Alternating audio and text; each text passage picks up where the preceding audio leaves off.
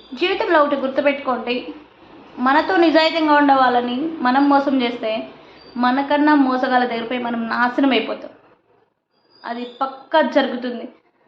నీతిగా, నిజాయితీగా బ్రతికేవాడిని ఎప్పుడైతే మోసం చేస్తారో, అది మీకు ఏదో ఒక రోజు తగులుతుంది. గట్టిగా తగులుతుంది. దేవుడనేవాడు ఒకడు ఉంటాడు. కర్మ అనేది ఒకటి ఉంటుంది. ఎవరికి ఎప్పుడు ఎలా ఇయ్యాలో అలాగే ఇస్తాడు దేవుడు. అందుకే ఎవరిని మోసం చేయడానికి వెళ్ళకండి. నమ్మించి మోసం చేయకండి.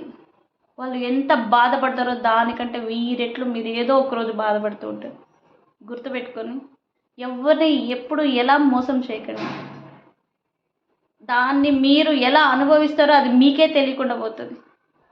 అందుకే నిజాయితీగా ఉండే వాళ్ళు మోసం చేయాలనుకుంటే నాశనం అయిపోయేది మీరే. ఈరోజు బాగుండొచ్చు, హ్యాపీగా వాడిని మోసం చేసి మనం ఎంజాయ్ చేయొచ్చు అనుకోవచ్చు. రేపు వస్తా చూడండి, కర్మ అనేది ఒకటి వస్తుంది మీ ముందరికి. అనుభవించాలి, రెడీగా ఉండాలి. ఇది తెలిసిన వాడు ఎవరిని మోసం చేసేదానికి పోడు.